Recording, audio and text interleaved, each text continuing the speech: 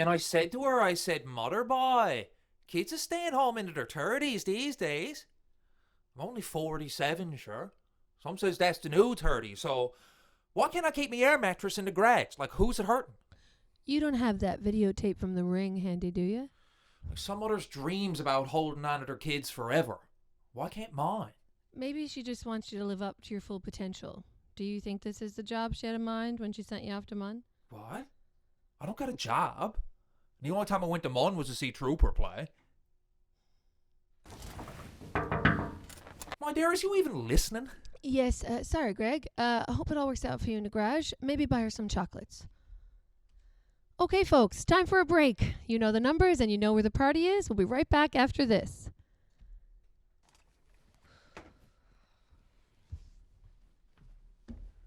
My love, what's gotten into you today? I don't know.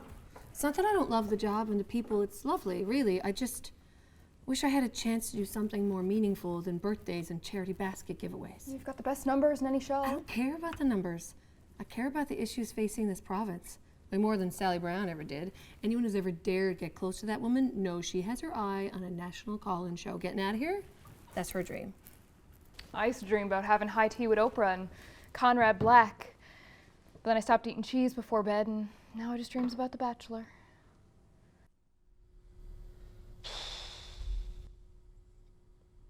Hey, can we switch on Hard Times? Emma, we're not supposed to. Just for a second. Come on.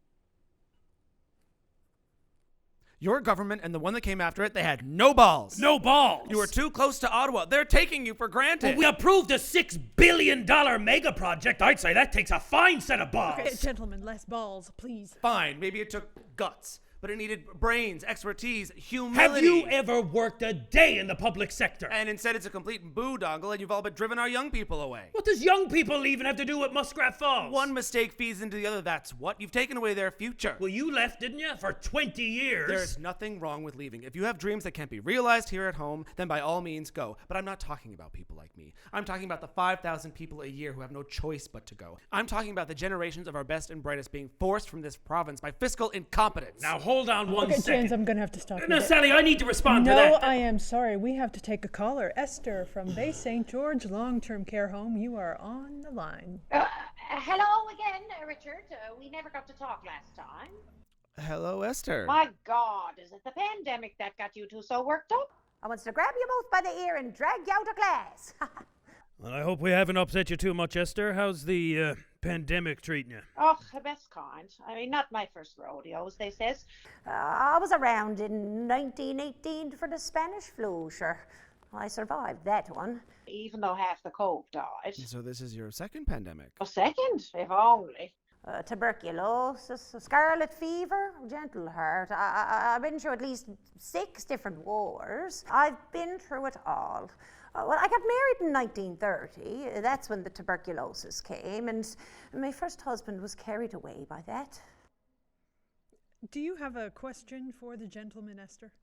Well, no, more of a story. Just on the topic of leaving or having to leave the province. I have to say, it wasn't any of them foolish old viruses or wars that forced me away.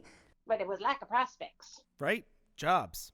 No, I mean men. What a bunch of juice arses in my little town. I wasn't marrying any of that crowd, no, my son.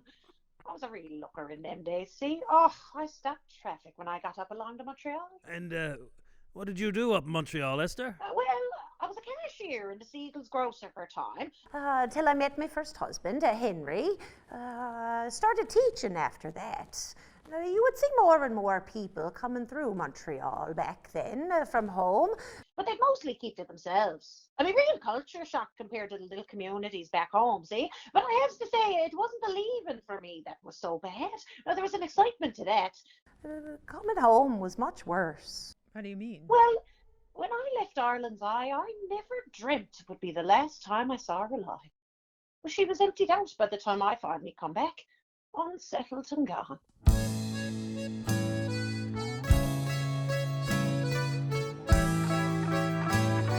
Today I return to my homeland, the place of my birth.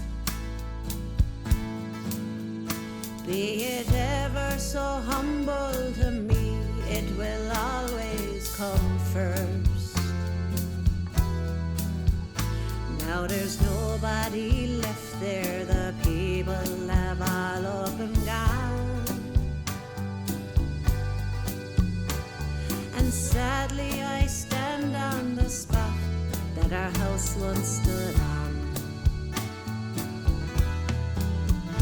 Then I sat on the rock that for years stood outside our door,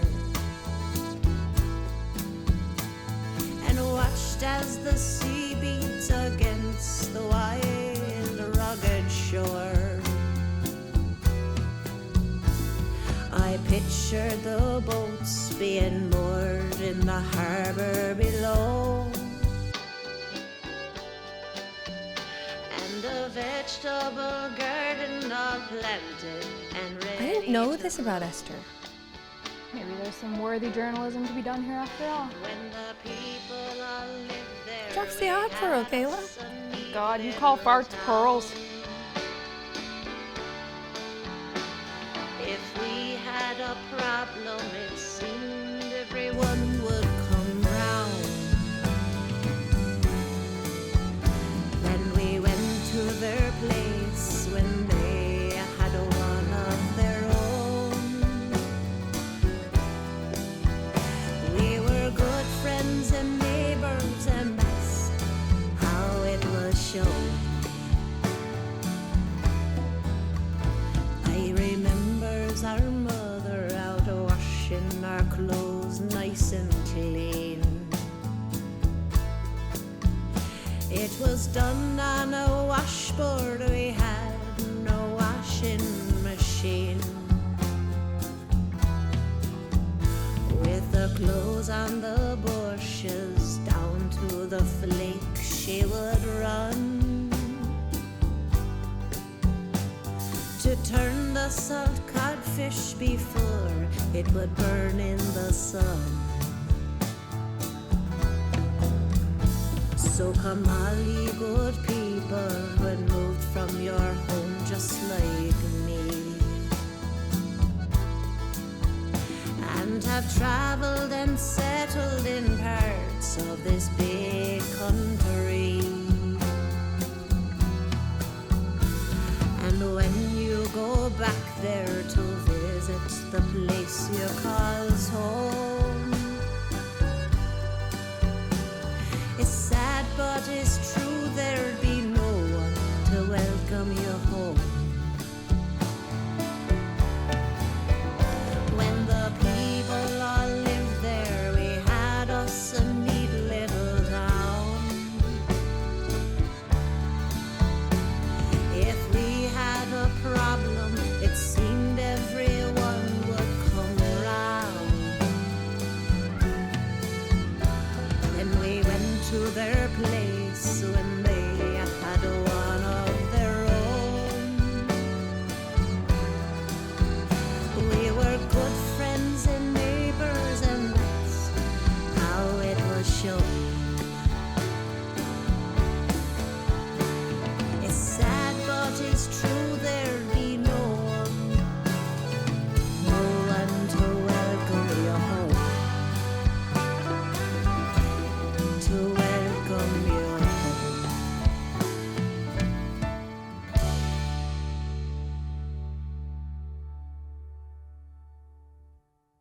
Well, Esther, thank you for sharing that. And hopefully one day the province will have all this figured out and no one will be forced to abandon their homes. Now, James, you were about to defend claims of your fiscal impotence. Incompetence, thanks, Sally. Now look, you can't blame me or anyone involved with Muskrat Falls for the brain drain that's been going on here for decades. The Newfoundland portion of the province is an island. It's never going to stop being an island. It's always made it difficult to convince manufacturing to set up shop here. We've tried countless strategies and incentives to keep our educated youth and skilled laborers here at home. Like what? But it's an uphill battle. Like what, James? Like capital investment, tax breaks. But the problem is manufacturing doesn't make sense here because the shipping costs are so high. That's why the mines keep closing and the mills keep shutting down. I mean, there are literally thousands of hands reaching for their crumbs from the same pot of money, and that pot is but she's just about empty. And whose fault is that? Now, Richard, come on! You were the finance minister during the boom times. All I'm hearing are excuses. Okay, gentlemen, how about we go back to our corners? Let's take a break. Hard times will come again after these important messages. Can I talk to you for a minute?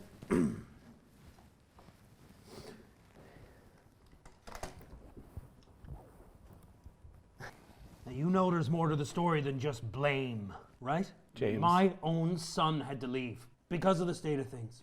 Now, do you honestly think that I would purposely mismanage things and drive my own son away?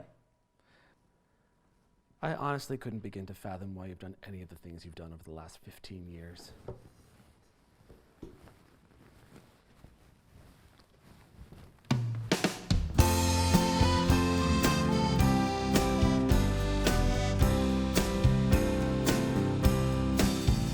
I can hear the music playing in this lonely waiting room, and the taxi men are waiting in the rain.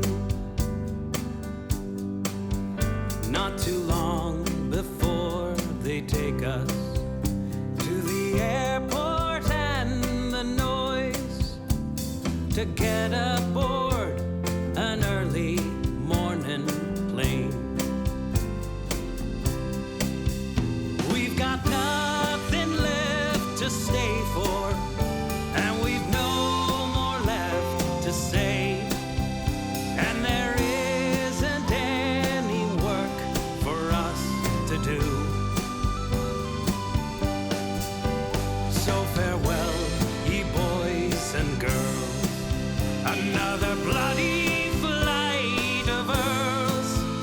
Our best asset is our best export too.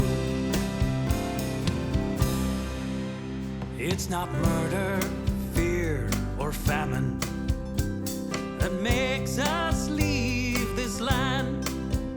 We're not going to join McAlpine's Fusiliers. We've got brains and we've got visions. We've got education too, but we just can't throw away these precious years.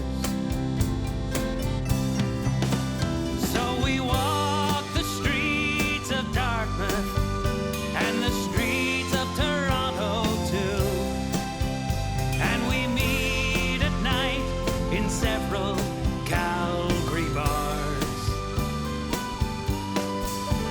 where the leaders of the future, but we're far away from home, and we dream of you beneath the ocean stars.